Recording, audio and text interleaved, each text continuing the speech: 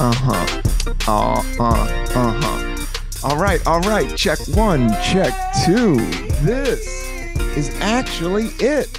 We are doing it. Oh my God, a day late, not $1 short, but welcome to the Cannabis Coffee Hour with your host, me, Rob Cantrell, coming back again and again, and we are going to win.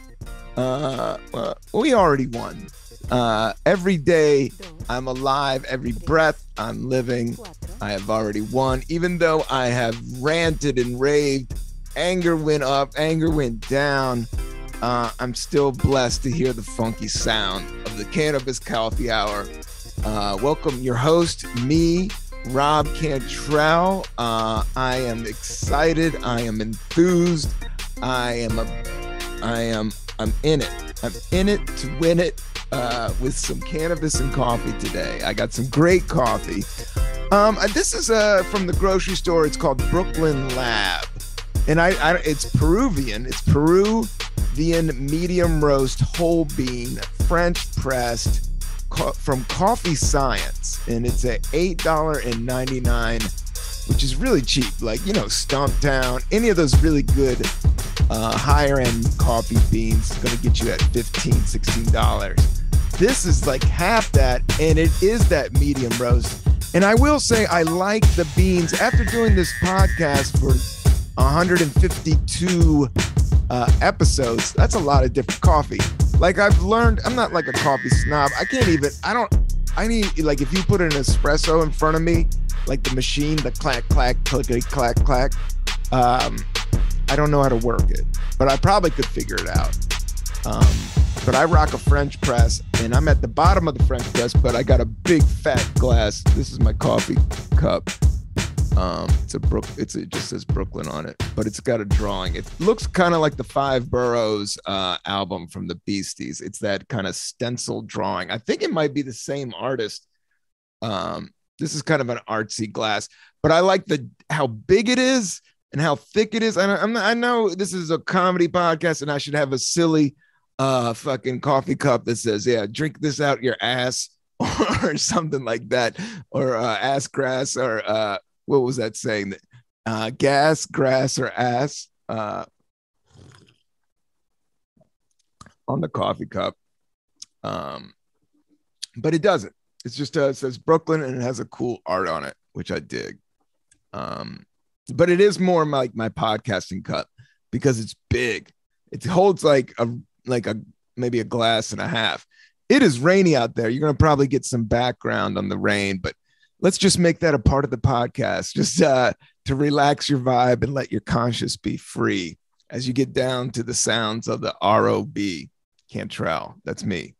And I just bit the rhyme style of EPMD on that little stanza right there.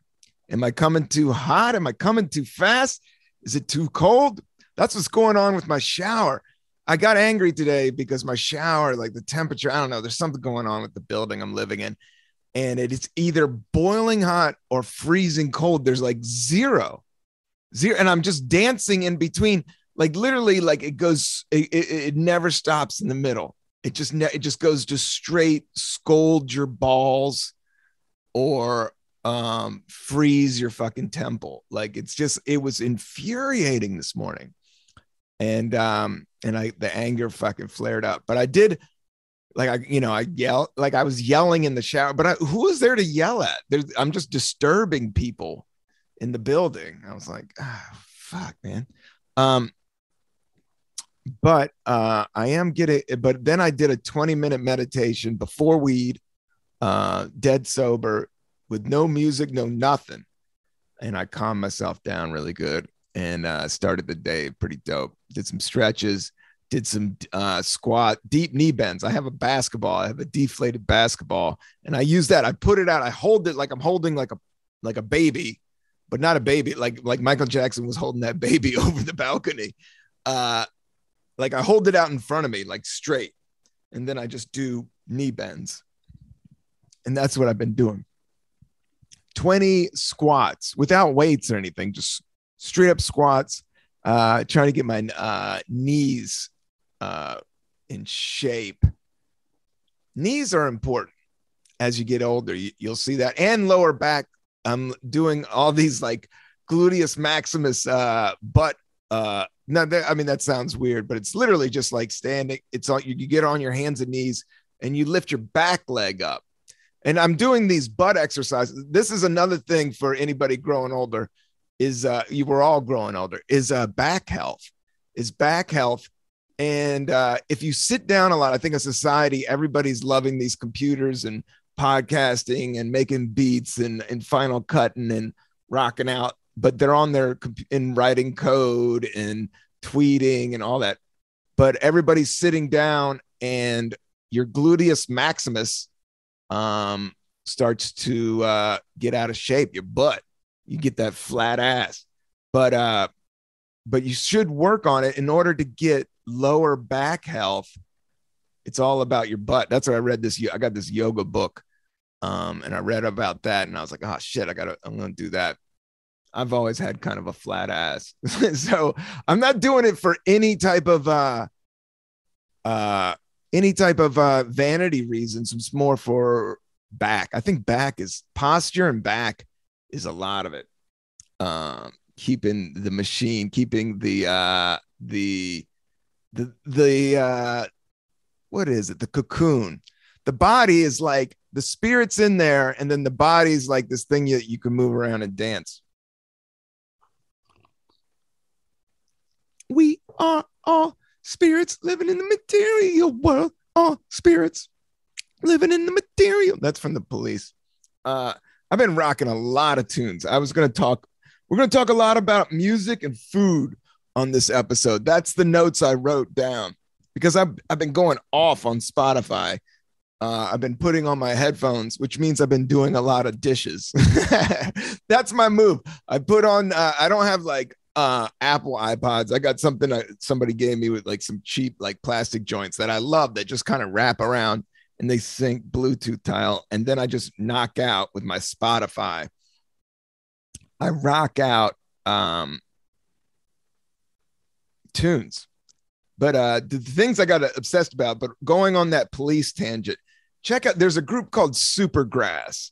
Now, Supergrass is amazing. Like they are literally like it's like garage rock, art garage rock. Like it's like if Nirvana like didn't do heroin and just smoked super good weed in the early 90s. The dude has the dopest voice in the band arrangement. It's just simple, like, but it has a pop sensibility. And the guy writes really well, and his voice is dope. And they change it up. If you're looking for something like deep, but this one, they re-released a Police tune. Like the Police have some bangers, man. But Next to You, check out Supergrass, them doing the Police Next to You. And then here's another one for all you hip hop heads out there. Funky 4+1, that's the joint. If you want to know, the very first hip hop song that was ever played on Saturday Night Live was a group called the Funky 4+1 in 1979. And it's called That's the Joint. And the Beasties sample it. Like it has this amazing female rapper, the first like super dope female rapper, even before Roxanne Shante, was Shy Rock. And Shy Rock, I think she was in the Wild Style movie.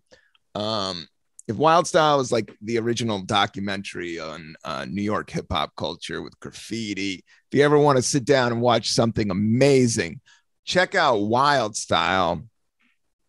If you really want to know where the source of hip hop is, it's definitely in the movie Wild Style, because it's all about graffiti, a little bit of breakdancing, more graffiti, more art. The thing about graffiti that I always like, it's a little illegal. Not that I like illegal thing. I do like rebelling, but as I've always said, like I don't think violent rebelling is whack.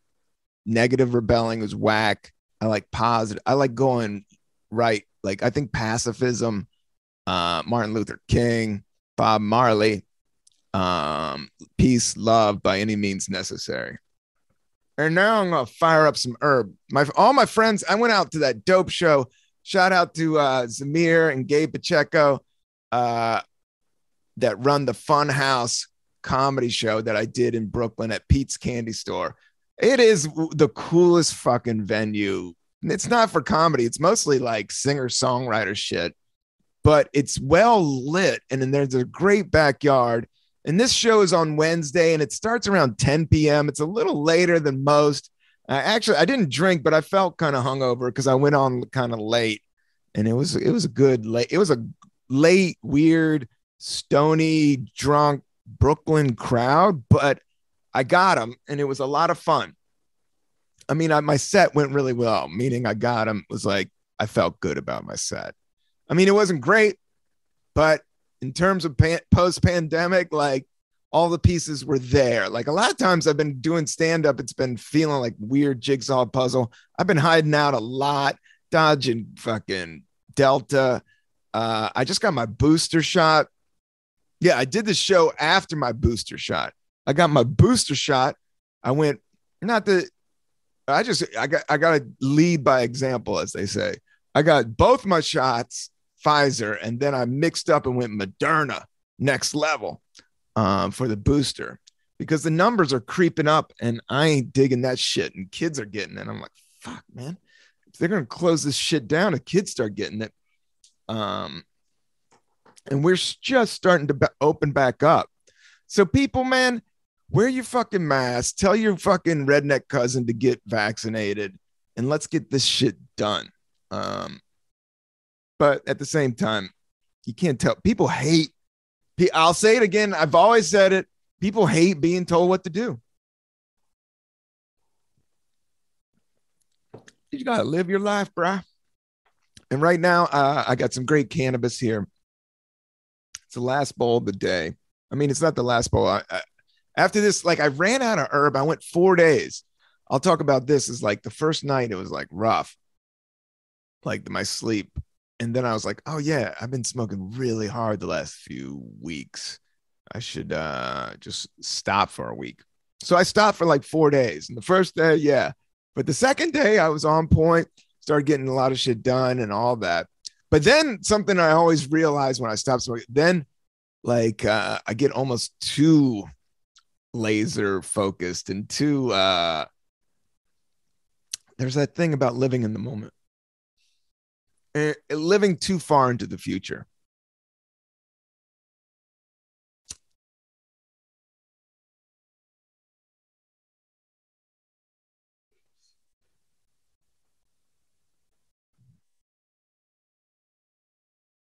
Yeah, but performing was so much fun.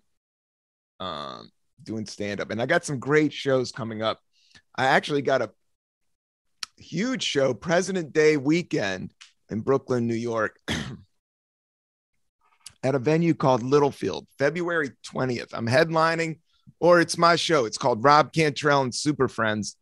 I haven't decided who. I mean, I've put some feelers out there, and you know, I've worked with a lot of cool cats, and we'll see who's around. I'm sure I'm going to drum up, but buy the tickets anyway. Go to Littlefield, Rob Cantrell and Super Friends. Whoever I book on it's not going to be whack.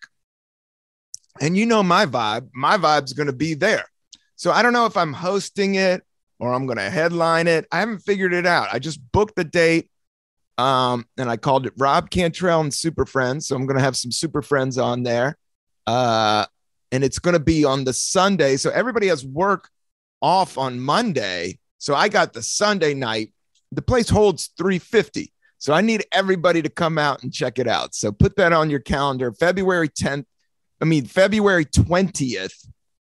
2022 at Littlefield in Brooklyn, New York. There's Eventbrite out there. So Google that up and get it popping. But then the couple shows I'm doing, the Barn in Egremont, Massachusetts. It's a cool like live music venue. Like this is somewhere the band or Robbie Robinson would play. The Barn, check it out. Doing one night there. I'm doing a quick on December 3rd in Egremont, Massachusetts. And then just quick spots in New York here and there. Like I don't have anything booked this weekend. I had a couple things but they kind of fell through. But with the numbers creeping back up, and I had a good set last night, I'm like, okay, I'll just, cool out for a minute. And I got a bunch of stuff to edit. And this podcast is a day late. I'm sorry, everybody. Performing that night and the booster shot, I didn't feel like just getting on the mic and kind of grinding through it. I want to give you the full effect of the Cannabis Coffee Hour. And I'm definitely enjoying this coffee. And that bowl was brilliant. And it's that rainy day, it's just that you want to put on Alice in Chains and, hey, you pass me down that bottle. But yeah, Alice in Chains is good. I'm not related to Jerry Cantrell, but I'm sure we are somewhere down the line. Because my family has so many musicians in it, and they're all from this. I think he comes from kind of the same tree somewhere. But I'll tell you what what really, speaking of like what Jerry Cantrell, what Alice in Chains, why they're so good is the harmony. Lane Stanley and Jerry Cantrell is their harmony. When those two dudes' voices come together, it just hits a fucking emotional pocket. And then the guitar's sick. Just the tone, where they were going, like they kind of started off as like almost a glam band, like coming out of that cheese metal shit.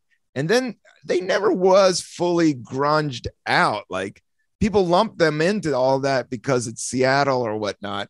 But they were going, it felt like almost country rock. Like it really felt like the song I've been listening to is the Eagles, man. The Eagles are a super group of singer-songwriters that have great harmony. Harmony is where it's at, man. That's what this country needs, and that's what the world needs now is love, sweet love. I did see a little bit of that SNL sketch with Dionne Warwick. I won't fuck that up. I'm too high to say her name. Warwick. Oh man, I'm gonna get tripped up. But that SNL, the last episode, they've been doing good. I've been seeing I got to sit through the clips, but the clips that I did check out, the one with Tracy Morgan, the one at the bathroom sketch, I fucking loved. But I got to go through those.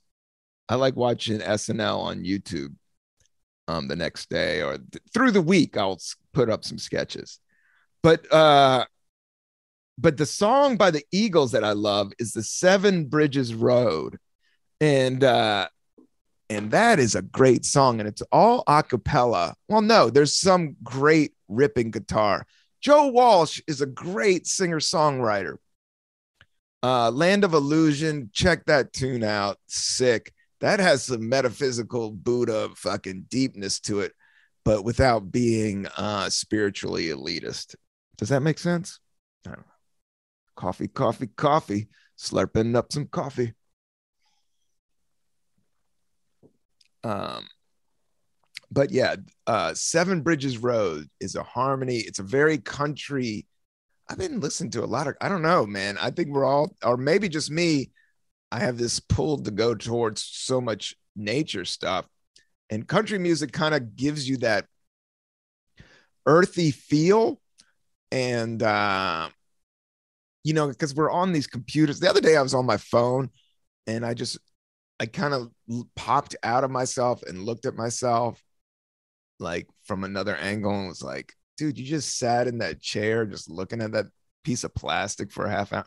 But if you're listening to this on the phone, which I do, a lot of times I hate on technology and I love it all at the same time. I think that's natural.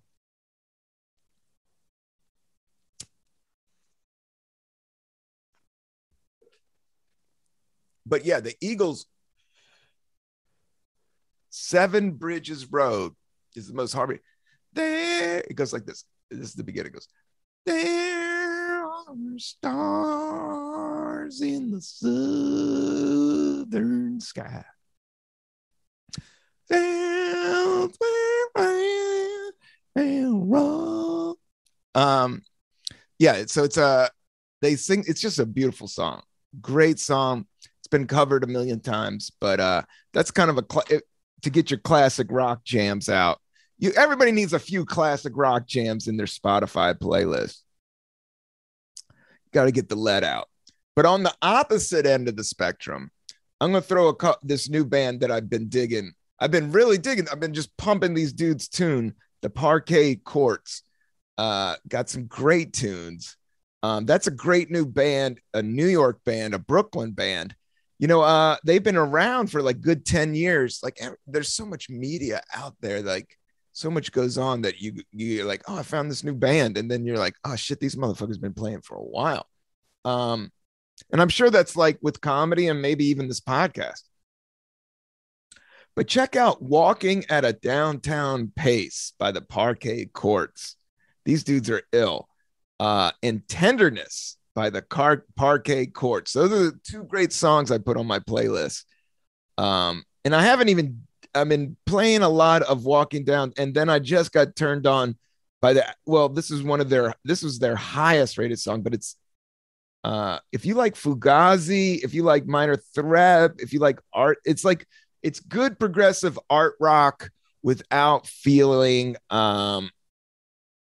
too pretentious, and it's definitely danceable. A lot with music. And then on the opposite end of that, because the Parquet Courts are dope, I would say they have got, they're rated on Pitchfork websites and, kind of, progressive rock, indie type shit. And sometimes that stuff is like so niche that you're like, it's almost like high end art. You're like, what? But some Parquet Courts just rock the house. But check out. And then a bit on the opposite end of that, Bad Religion, We're All Gonna Die. I put that on there. And then Bad Religion is great. Punk rock. I don't know. I still like some good punk rock now and then. But on the opposite end of that, Widespread's Panic Driving song. And that one's mostly acoustic, and it's like the mandolin and I think the banjo. So I've been rocking that. Free by Cat Power. That's a classic. That's like her main jam. But I know she's evolving and growing more and has more songs than that. But that's the song I got introduced to. If you want to hear some good go-go, go-go is from where I was born, Washington, D.C. But the classic go-go music is a funk live instrument, almost like hip hop, but with a band. But Bustin' Loose by Chuck Brown and the Soul Searchers. Chuck Brown and the Soul Searchers, Busting Loose. I put on the Spotify playlist. I promise you that this podcast is not me just getting high and reading out my Spotify playlist, even though that might make a good podcast, because I'm all over the map with this. I went nuts on this thing, man. What you know about Memos from Turner by Mick Jagger? That's a good one. It has a nasty fucking drum. Probably the nastiest, funkiest drums is Can't You Hear Me Knocking by the Rolling Stones. And it's hard to duplicate that. I've just been doing a lot more like making beats. I made some funky beats for the outro on the last podcast. And then I put this weird guitar loop on there and it just didn't fit when I listened to the podcast. I'm what I want to do is just keep on pushing new sounds and new ideas. I don't want to have a podcast where I'm just like talking about current events all the time. I like talking about meditation. I like to talk about growth, stretching, a little exercise, a little coffee, a little weed, a little comedy, a little me, a little you, and a little bit about food. I did have a whole role. Like I was feeling what I did, like the booster shot did hit me a little bit. But I think I also performed that night. So I was out to I got my booster and then I did a set of comedy I actually had a good set. And then I hung out for a while, and then I stayed up a little bit. And so I didn't get to bed till like 2:30. So that probably wasn't wise. The next day was Thursday, and that's when I was like feeling down. But you know what I did? I baked a whole thing of biscuits. And then I had some leftover salmon. And then I whipped up 2 eggs. Like I put 2 eggs in a coffee cup, a clean coffee cup. And then I get my fork and I just go. You want to know how to make fluffy, fluffy eggs. That's how you do it. You got to get the bubbles. I could get the bubbles going. Put it in the coffee cup, put 2 eggs in there. You get your fork, and then you go. Do that for like 30 seconds, man, like zenned out. And then you pour it into a hot pan that's buttered up, and then you get the eggs moving. But what you're looking for is the air bubbles. Once you're doing the, you're getting eggs, you're putting air into the eggs, which makes it fluffy and cloudy. So I got these fluffy, fluffy, buttery eggs with these freshly baked biscuits.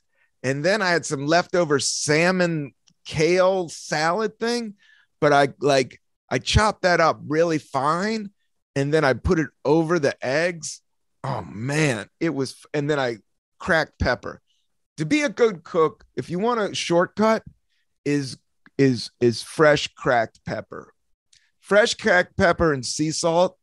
If you start with that, and then I fuck with a spray avocado oil and a spray and Pam, and then some good butter. If you have that, you could cook anything and make it taste great. It's keep it simple, stupid. I was thinking about getting that's like a saying in I forget if it was in guitar. There's something that's saying keep it simple, stupid. In some type of discipline like that. That's a say. It's a say. I forget what it is, but I was thinking about calling a comedy show that. Or maybe that would be good for a podcast. But I like this podcast, the Cannabis Coffee Hour. This is the best podcast that I've heard in a while. But please check out the Patreon if you want to watch the video portion of this podcast, because we're getting out there. I reached out to a couple big guests, but it started raining. I got friends in comedy that I haven't podcasted with that I'm sure I will, but I also love doing the solo ones.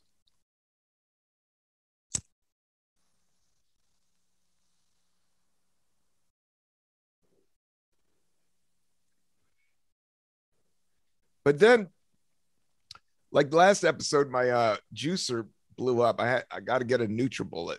I had the Ninja. The Ninja lasted me 3 years.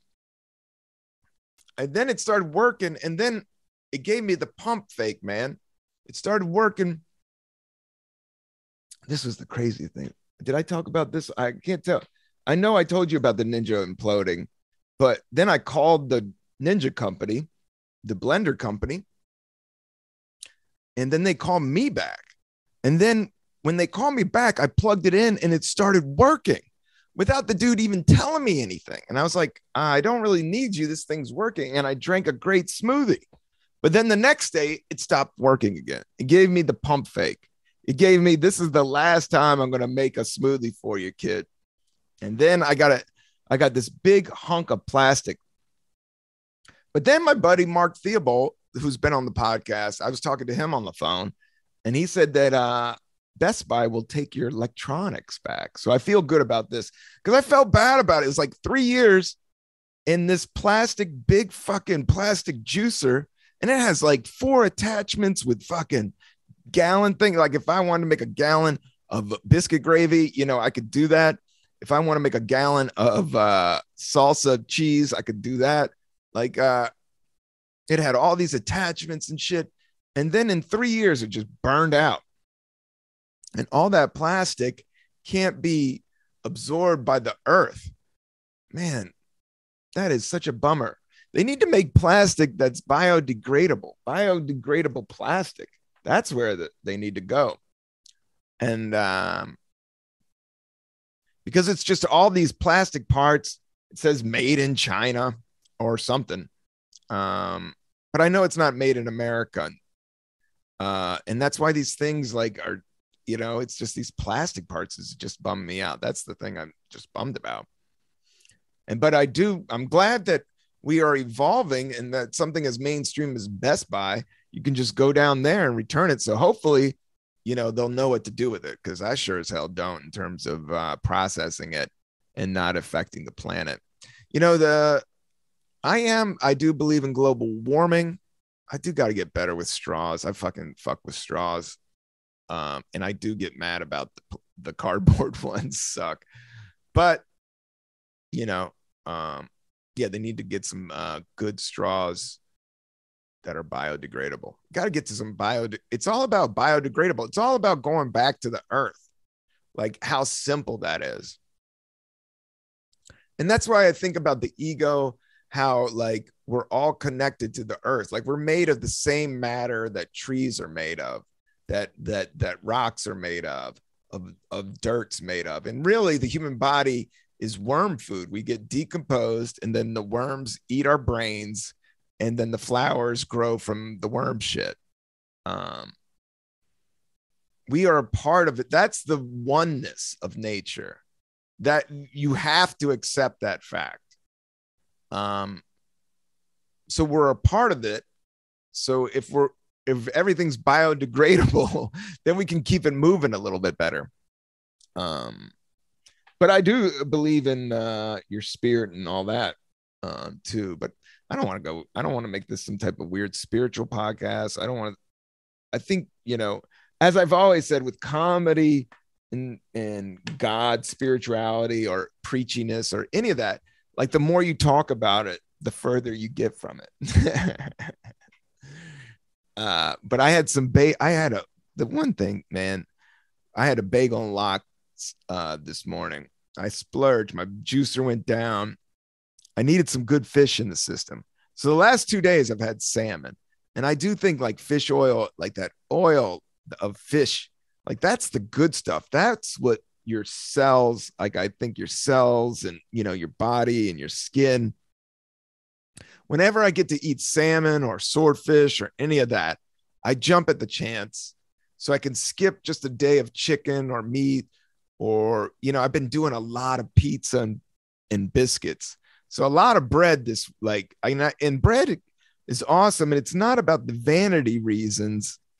And I do feel my gut like over my belt right now, just because I did eat a roll of biscuits and I've been fucking up slices like nonstop this week.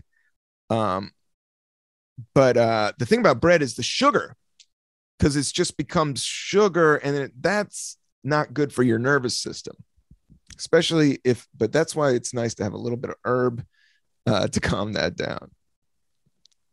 But the bagels and lox, man, it's expensive, but I think that the nutritional value of having a good fish is amazing. And this had like cucumbers, and it had the little green things. I love those capers, salty ass capers. I love that shit, man. Onions. Yeah, the North has bagels and lox, and the South has biscuits, and they're both really, really good. But the bagels and lox is actually probably good for you. It's actually really good for your skin and heart. I just think that fish protein, that fish oil is just good for you. I love fishing. Like I've always said, the best meal I had, that's what I dream about, going fishing. I need to go fishing, but I don't even want to do fly fishing or deep sea fishing. I want to do Zebco reel. I got a bologna sandwich and 3 joints rolled, and I go out to a pond with a Zebco reel, and I went to a place that sells night crawlers, and I got a bunch of night crawlers, and then I just go fishing for the day, and then I take a nap in the sunshine in the grass after I ate a bologna sandwich. And I never touched my phone, and I looked up at the sky. I got bored. Boredom is the new cocaine. Get bored, people. Everybody get bored. Yo, bored is because nobody's bored now. Dude, that's so fascinating. All of the shit that's going, the Rittenhouse case, all the fucking politics, the podcast and the canceling. It's fascinating. The COVID. It's fascinating. It's fascinating. But the only thing is, it's definitely not boring. And nobody knows. I'm saying you got to get bored. People that I grew up, I was bored a lot for hours. Before the internet, you were just bored for hours. You just be at your same boring house just for hours, just sitting there, reading the same books that you read a bunch of times. Because I wasn't allowed to watch TV, which was great. But it made me a TV fiend. That's the only thing.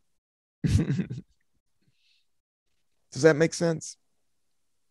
Maybe not. No, I was just, as I grew up, my mom and dad wouldn't let me watch TV. And then, but I loved watching TV. And any chance I got to binge watching TV, I did. So it's like the thing that you push away is like what the kid ends up liking.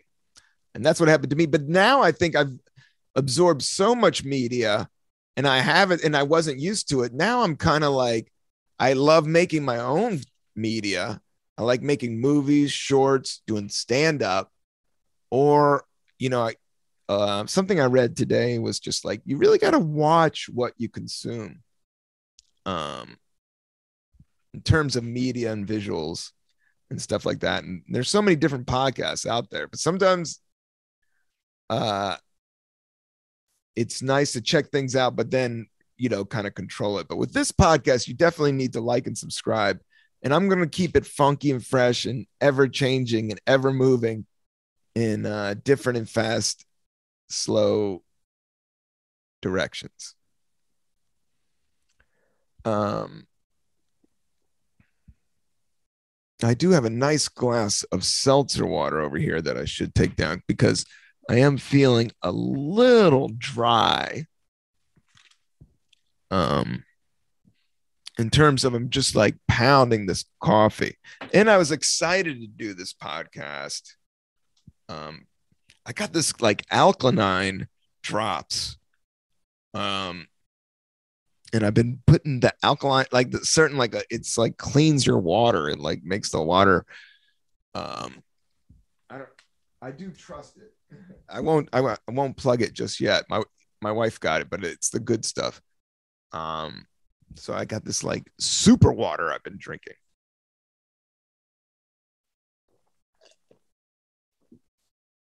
It could be, it's, I don't know. There's something about alkaline.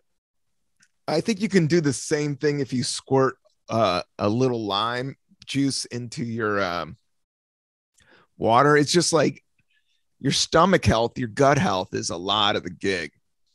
And then I also been since I always have like a case of emergencies. Do you guys fuck with emergencies? Like I was running hard. I think I just ran myself low. I think the seasons are changing. It's getting cold and wintry. I'm just doing late night shows. I was getting booster shots. So I've been rocking some emergency because the numbers are kind of going up in these weird northern towns. Well, I saw it that it was like, it's where people are gathering. It's where it's cold. So people are going inside and stuff and hanging out. And that's what they're saying. But I don't want to talk about COVID. I want to talk about coffee. I want to talk about some herb and some biscuits. But yeah, I meditated 20 minutes. I did my stretches. I'm enjoying the herb. I'm kind of looking forward to the fall. Definitely looking forward to the winter, looking to get out to Colorado. Want to go snowboarding. I learned how to snowboard in Aspen, Colorado. Right after college, my friends all moved to Aspen, and they weren't like rich kids. They just moved there and started working. There's like a year or two right after college that people like, because they know like the big get down's about to get down, and that's life. But the get down's always there. But a lot of people, I grabbed a job right out of college, but some people will go. I had some friends that just skied out there. And so my friend had a place. My friend Tom, I don't want to give out his government name.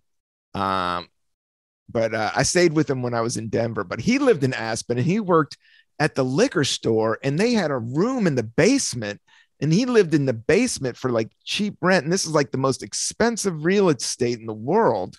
Well, I don't know, in America. And it's right next to the mountain, the ski mountain. And I stayed there and I learned how to snowboard from my other friend, Brad, who was an instructor, a snowboard instructor.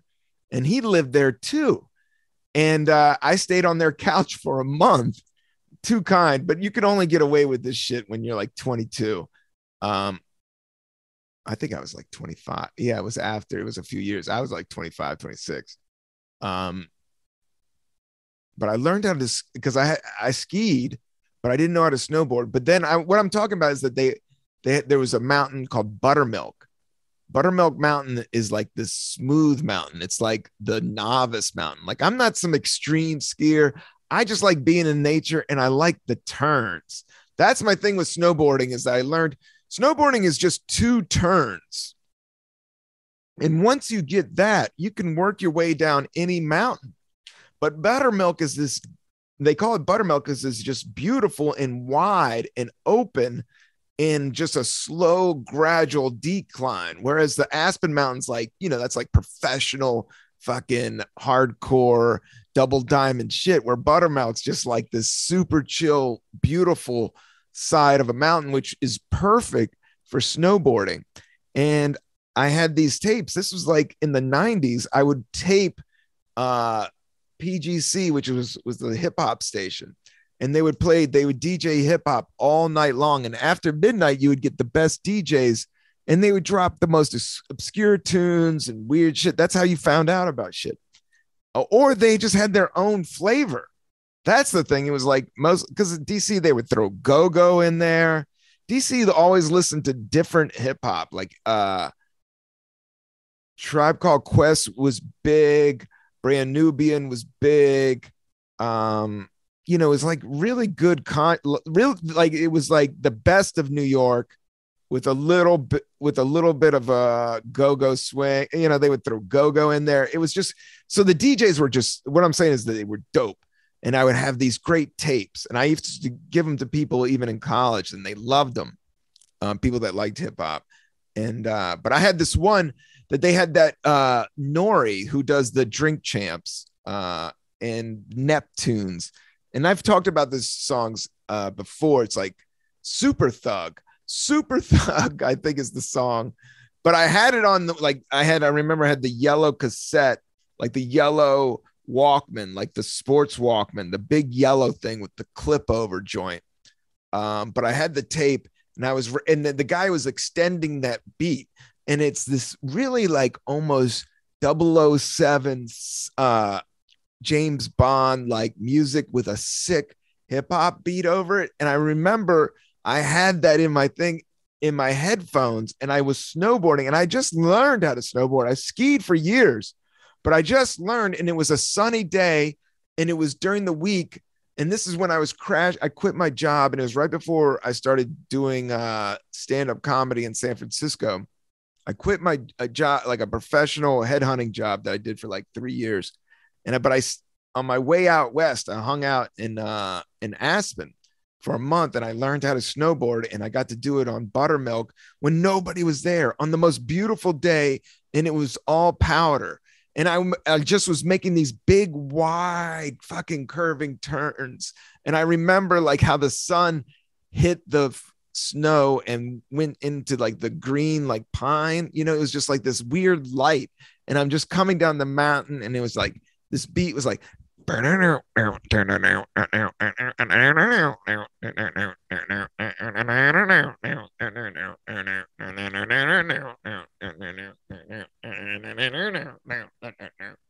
was just the most sickest feeling. It was like that's like one of those golden memories that I had, that there was just a moment in time that it was just like, oh my God, this is like and I had worked this awful job for like 3 years. It wasn't awful. It paid well, but it was like a sales job and I had to wear a suit and tie and I had to, pretty much cold call, all day long and make sales. It's just hard.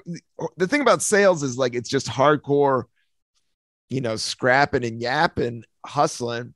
But if you don't enjoy it, it's no fun, man. It wasn't a pleasure. It was a hustle. And then, that's when I decided I wanted to go into something creative. I was just like, these aren't my cats, and that was the other thing was like, I don't even watch sports. I don't play golf. I don't like any of that shit. And these guys, like, the sales cats, they all play sports or go to sports games or play golf. I like weed and surfing and snowboarding and making beats, and doing stand-up. So what I'm saying, it was just I remember it just being such a feeling of release, like a stepping into a new person. And the new person I'm becoming is this person now that has a weed and coffee podcast and does stand-up comedy. I'm just really appreciative, even of all the things I've done. I'm just so appreciative of all of them because they led to this moment, and this moment's dope. Let's all remember this moment by liking and subscribing to the Cannabis Coffee Hour podcast. I've had a great time with you guys. I think, we've had some herb. We've had a little bit of coffee. We've talked about music. We've talked about food. We've talked about biscuits. We've talked about salmon. What else is there to talk about?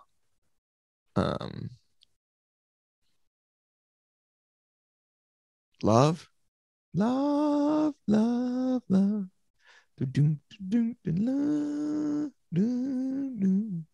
Beatles. Have I been listening to some Beatles? Some, little bit. But Humble Pie, I've been definitely listening to. And shout out to the Parquet Courts. If you're into like Fugazi, check that out. There's this other song called Fugazi by the Long Beach Dub All Stars. That's the trip. That's it's Sublime without Bradley, the lead singer. They had their first album was really cool, man. I played it. I remember having it on cassette when I first moved to San Francisco, and I lived in a hostel for over a year. I didn't even I lived in the hostel for like maybe a month. And then I got a job there, and then I was a little bit older, so I kind of moved up the ranks. But so I got to stay in this like illegal house in the back.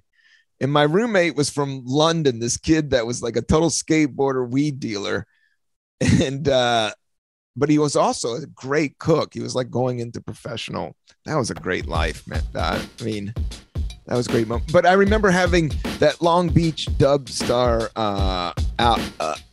cassette. Now they have this song called they got this song called Fugazi. That's sick. Well, it's good. Check it out. It's just got the same bass line of Waiting Room. Waiting Room by Fugazi. The bass, it's one of the best bass lines up there. I mean, for me, it's one of my favorite bass lines is Fugazi's Waiting Room. It's up there with Barney Miller's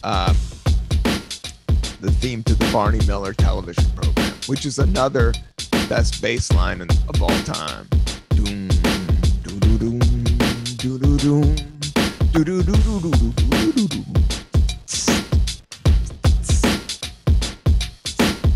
All right, I'm out, everybody. Peace, love. Thanks for listening to the Cannabis Coffee Hour.